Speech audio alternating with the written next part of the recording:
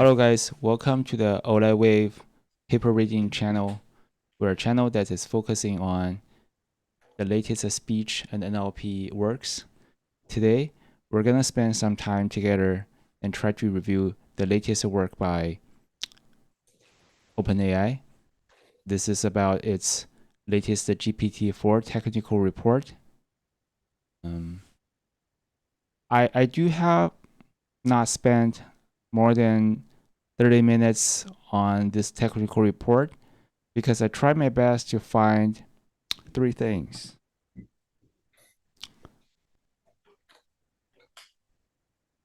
What algorithm it used, what type of data they're trying to use other than GPT-3 or 3.5, and also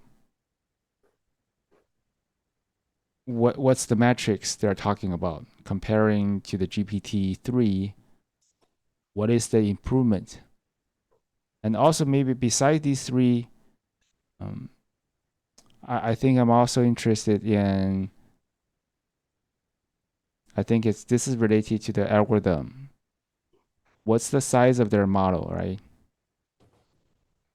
Because as we know, GPT-3 or 3.5 or instructional GPT, instructed GPT, the model size is very large. Let's see, GPT-3. They have a model size of 175 billion parameters. So what is the size of model in the GPT-4? Also because I think there was rumor saying that the model should have 10 trillion or 100 trillion parameters. Yeah, that's what if you crawl around, that's what but it's not written in this paper. Yeah, They neither published the architecture nor the size of parameters. They basically talked a lot about the benchmarks. Um, I agree what you're talking about.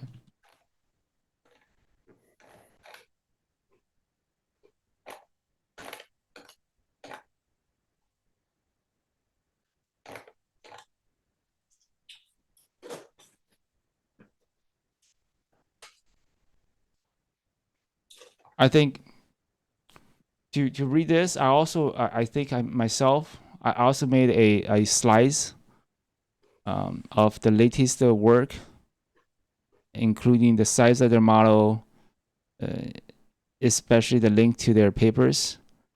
And I do find a interesting paper, which is Chinchilla by DeepMind. Let's quick take a look at the paper, and let me show you something I want to tell you.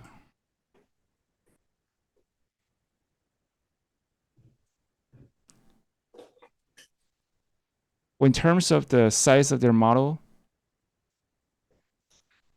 you can definitely take a look at this. Table 3, even bigger. Okay,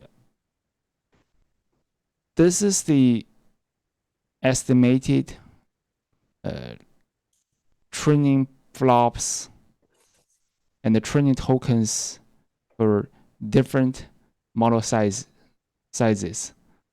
Although this conclusion was obtained by DeepMind researchers or on their experience, but since everybody nowadays are using the vanilla transformer to train the super large language models, this is why I think their conclusion can also be applied to the large language models trained by other people. And if you take a look at this chart, and you can see that for GPT-3, OpenAI used 300 billion tokens.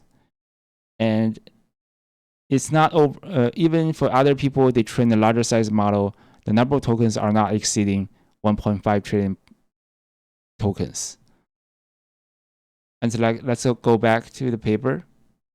And suppose it was like the rumor said, the model size is 100 trillion parameters.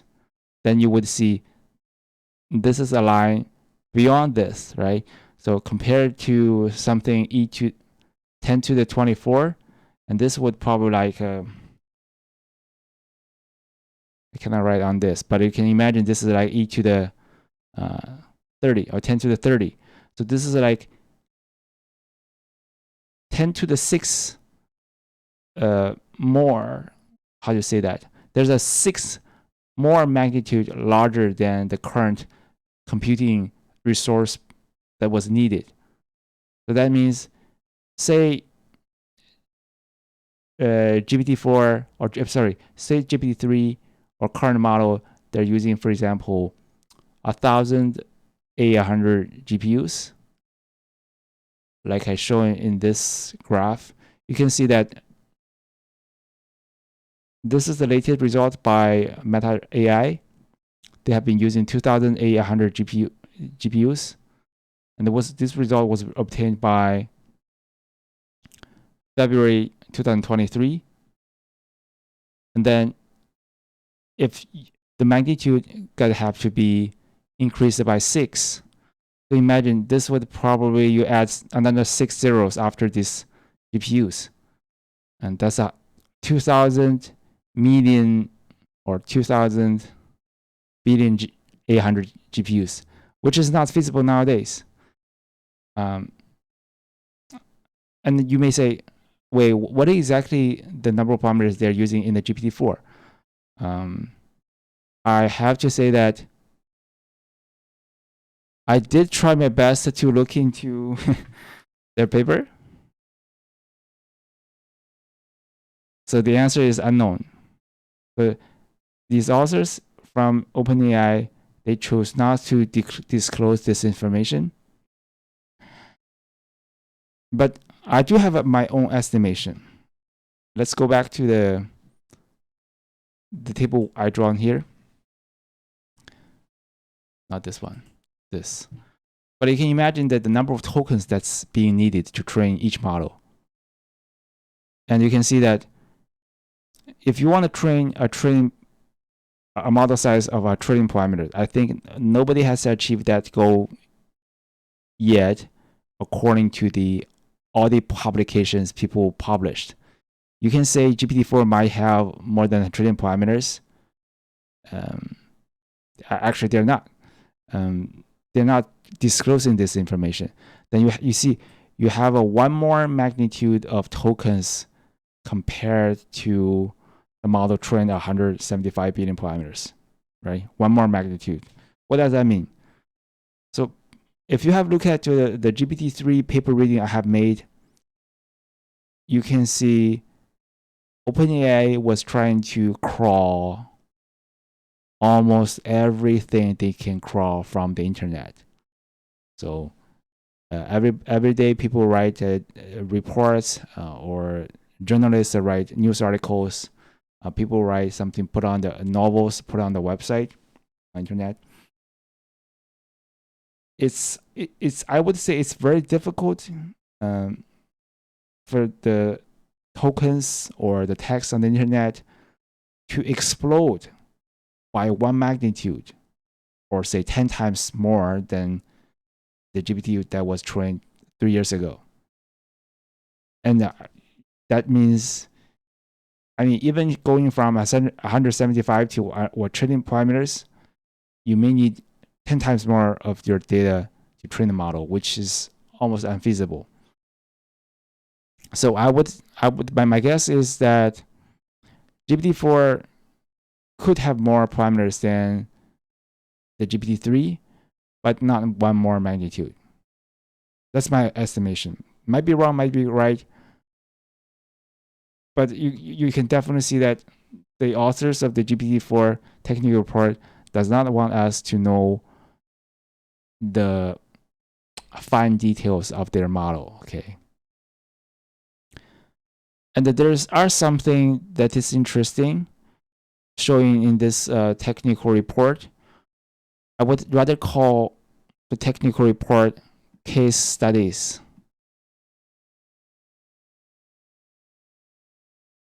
If you agree with me, because I guess you might have already took a look at the paper, but I didn't see much thing that I can say about, since most of them are talking about the cases. And this is a paper reading channel. I'm good at explaining the mathematical equations and explaining the metrics and how does a how can the algorithm A can be considered as a better algorithm compared to algorithm B, aka apple to apple comparisons. But this one is definitely just showing you, I think this is the most prominent figures. This is the most prominent figure or something the authors want you to know. They're just saying that comparing to the GPT-4 or GPT 3.5, GPT 3.5, I guess what they're talking about is a pre-trained model, and not ChatGPT, okay? Not ChatGPT. It's a model for generating embeddings, and that embedding can be used for downstreaming tasks. For example, question answering, or the task I talk about here, AP, LSAT, GRE writing, etc. Okay, the downstreaming tasks. So ChatGPT's downstreaming task is specifically about communicating with you sitting in front of the computer and try to make you happy. They're using the type of something called human feedback reinforcement learning, right? Or reinforcement learning, human feedback. I do have a paper on the ChatGPT. You can search my channel and find the paper reading that I had. So it's different from other people's sharing about their thoughts on the ChatGPT. So my sharing was more about the algorithm or the metrics, the comparisons.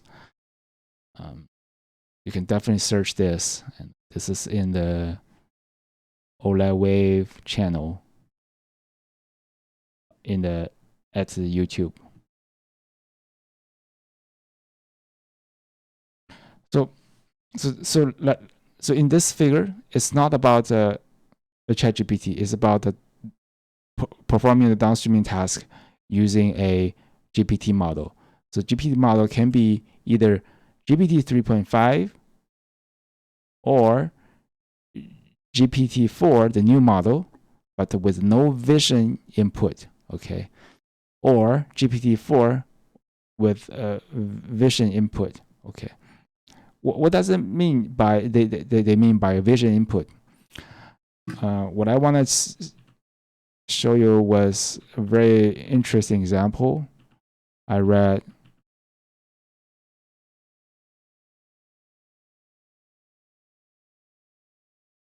this one. I think I read this one. I didn't read all of its examples, but this one is actually make me felt that really interesting. So the vision input means if you look at the ChatGPT or the traditional GPT-3 downstreaming task, for example, QA or reading comprehension, you do not feed the model with a picture. You only would send the question as a prompt to the GPT model, and GPT model would be continuously or autoregressively generating the following answer, and until the answer reached the end of the sentence symbol, it stopped. But this time you can see, although this is my guessing again, because like I said, the GPT-4 people didn't share any details about their models or their algorithm. I have no clue of how they send the image as an input to their GPT-4 model. I'm still thinking about this, how they did it, and I'm trying to see the blogs written by other people and try to find any clue. But I have to say, unfortunately, up to now, I still have not found any clues. I can give you guys my guessing, but that doesn't make sense. Or I would say I would rather put my guessing in another video other than this one, because this one is more about reading the GPT-4 paper per se, other than sharing my own prediction or thoughts on what they can be doing. And you can see the interesting thing is, well, this picture. So everything on this picture was pixel, right? And then they send this stuff into it, and the question, I think I know a little bit about the physics. The scenario is about, this is a container. I think this is a container, and this is adding some pressure to the container, so the inside of the container got really hot. And this is a metal bar, I think. You see the conductor. This is about how the pressure can be converted into temperature increase. Yeah. And then you can see that the GPT-4 was capable of providing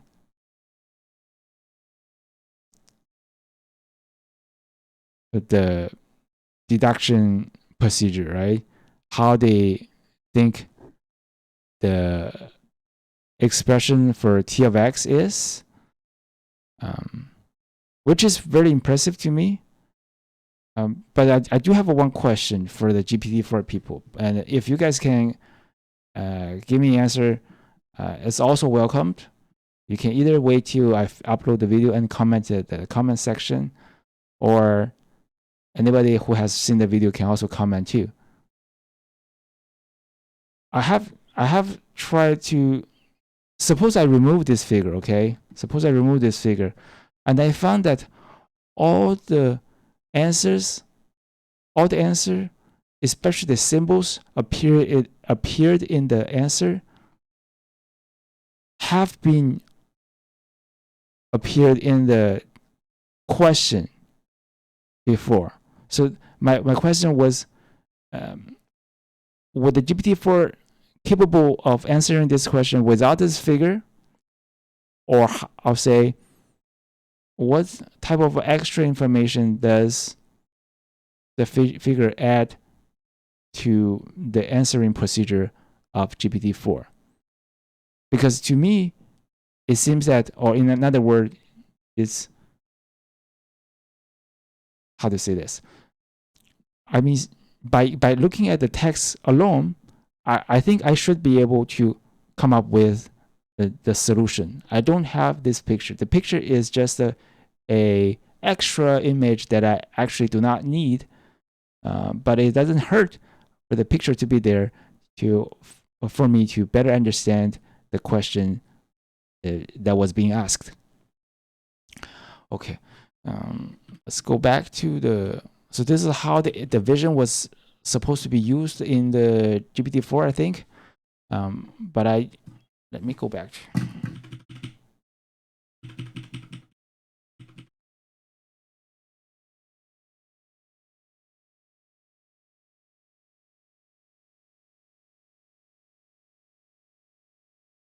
Yes, and the author was trying to convey this information to us. You can see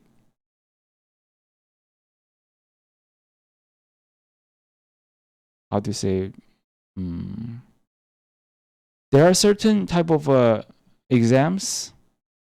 For example, the exams on the right side, a GPT-4 or GPT-4 no vision does not have or do not have significant advantage over the GPT 3.5, but over the left side, Especially you can see this ones, in which GPT 3.5 failed. I mean, the estimation of percentage lower bound, they are almost failed. But GPT-4 can do way better than the GPT 3.5. I think this is fairly impressive because this means GPT-4 comparing to GPT 3.5, they are way better in terms of understanding the questions or can take the exam better than GPT 3.5. Let's take one thing for example. I think the bar exam is an exam that the lawyers has to pass to get their license before they practice. GPT 3.5 is definitely way beyond the bar, way below the bar. They can't pass the exam, I think. This is like 10%. But the GPT-4, they can achieve 90%. I think this means it's better than 90% of the test takers. But this blue one bar means 90%, or it's only better than 10% of the test takers. It's probably like me, okay? If I didn't, I'm an engineer or scientist, I do not look at the bar exam. I just go ahead and take the exam and do random guessing. I probably am at the 10% bar, right? But this one, they're way better than, they're better than 90% of the test takers or the new lawyers.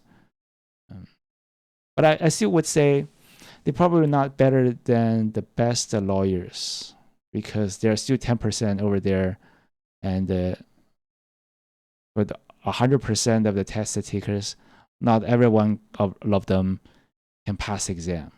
Okay.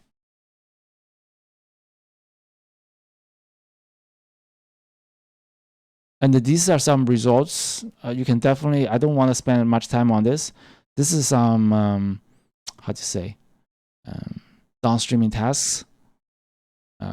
GPT-4 can do much better than GPT 2.5.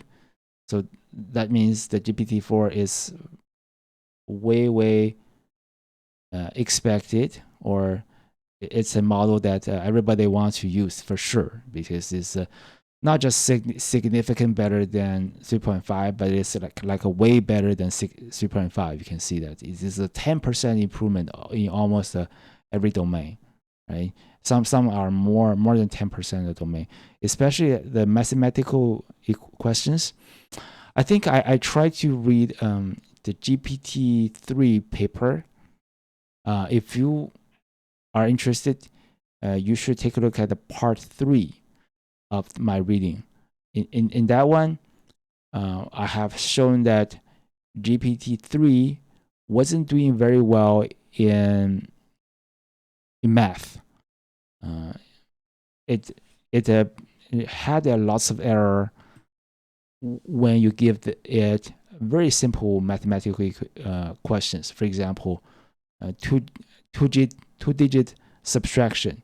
It does not get 100% correct. I think only when the model size got very large, like 175 billion parameters, the model can achieve like 95% of accuracy. But in this one, you can also see that if you're using GPT-3 to take the GSM 8K, which is a grad school mathematical questions, GPT-3 it wasn't doing very well, but the GPT-4 can do way better, probably better than lots of the America students, I think. Oh, this is not percentage. This is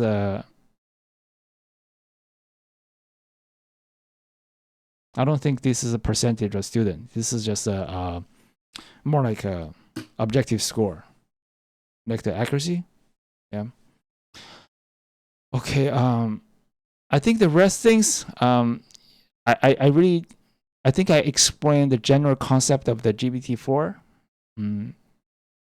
But I have to say that the next video I would probably try to figure out what the GPT-4 does to the visual input and what the model's architecture should be. I have something in mind, but I would say that I'm cautious of saying this in my video channel until I have a more concrete clue of what the GPT-4 people did in the GPT-4 model. I think I'm gonna stop here. If you have any questions, we can discuss it because I'm not the author. And if you have any questions, feel free to throw it here and we can have a discussion. Yeah, thanks, Wei. I don't know how much of the improvement is due to just the sheer increase in size of the model, right? Versus the human feedback reinforcement learning. And then if you look at the abstract when they start talking about it, a good chunk, if you go to the very top of this paper, yeah. So they say specifically a core component, like the fourth line from the bottom, right? Core component of the project was developing the infrastructure optimization methods that behave predictably across a wide range of scales. So it's maybe the secret sauce is not so much in the change in architecture, so to speak, but the things that surrounds it, right? The how you actually, as you said earlier, we don't know what data they use to train these models. We have maybe some inkling to maybe they are biasing their data to make it to become a very good test taker, right? I mean, I can Yes. imagine if there are ways that you can download all the volumes of the law books and just have it read it, and Yes. then put in some human, prompt engineering to make it reason, then it could be trained that way. And Mm-hmm. and the fact that it talks about reinforcement learning, I wonder what kind of policies they actually implement. So those are kind of things that was Yes, I see what you're saying. Your question was, what did the OpenAI people do to make their GPT-4 model way better than GPT-3? And your suspicion was they integrate some knowledge base, for example, the bar exam knowledge or the high school mathematics equations into the model by certain yeah, well, not way. necessarily a knowledge base per se, right?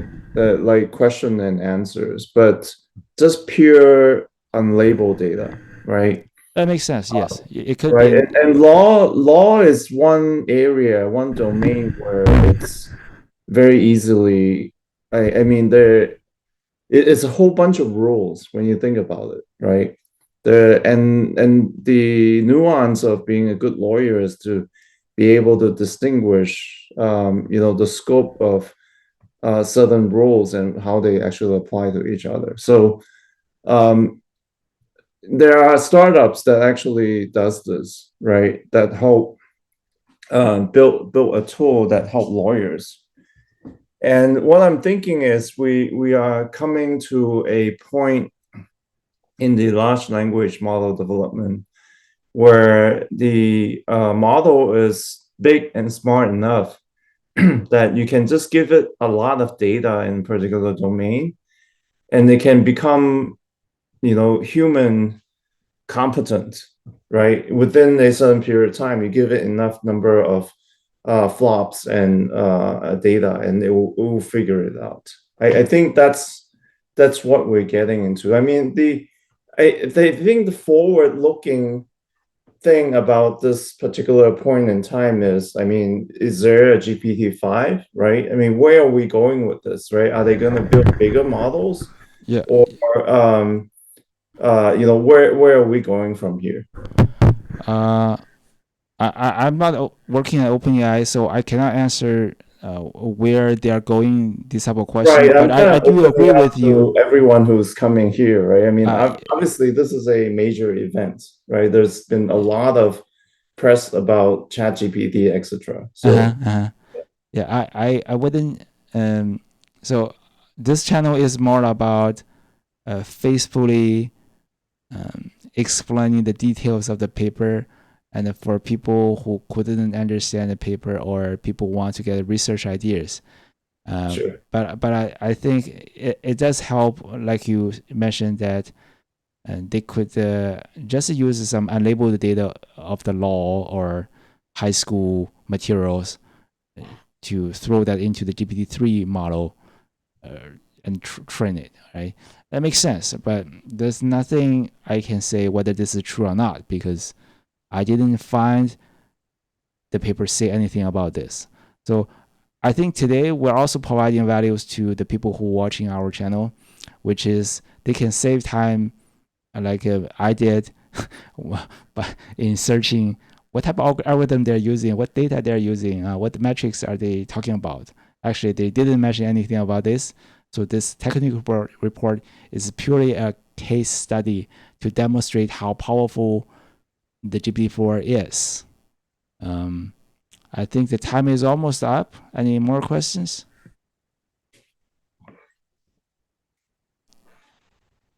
And I want to add one more thing. This is my own personal thought. I think I agree with Simon. The GPT-5 should be on its way. There's no reason for OpenAI to stop exploring larger language models because if you look at scientific research and you find that, okay, from GPT-1 to 3 and 4, especially going from 1 to 3, 1 to 2, 2 to 3, the model size get larger and larger, and the data they are leveraging are bigger and bigger. They found that they get better and better next token prediction capability, right? There's no reason for them to stop exploring larger model, and also not to mention the NVIDIA people are developing more and more powerful GPU graphic cards, which also enable them to train a larger model with faster GPUs in the same time as they did, right? Because yeah, let me just quickly show you this. Yes, I do want to show you this. You can take a look at this. You can see, suppose to look at the Bloom 176 billion parameter. This is done by European institution. They are not company, and they do not have lots of GPUs, and their infrastructure are not that good compared to OpenAI, Google, or Meta, and took them 3.5 months to finish training the model. And their paper saying that the model training process has been crashed several times before they reached to this model, right? But you can definitely see that. Okay, I mess up. But you can definitely see that the largest model that are reported is Google's PLM, which size is 540 billion parameters. And you can see that it just took them 7 weeks compared to 3.5 months, and the model size is still smaller than the PLM, right? Okay. If you have any thoughts, feel free to let me know. We're a channel that's focusing on reading speech and NLP works.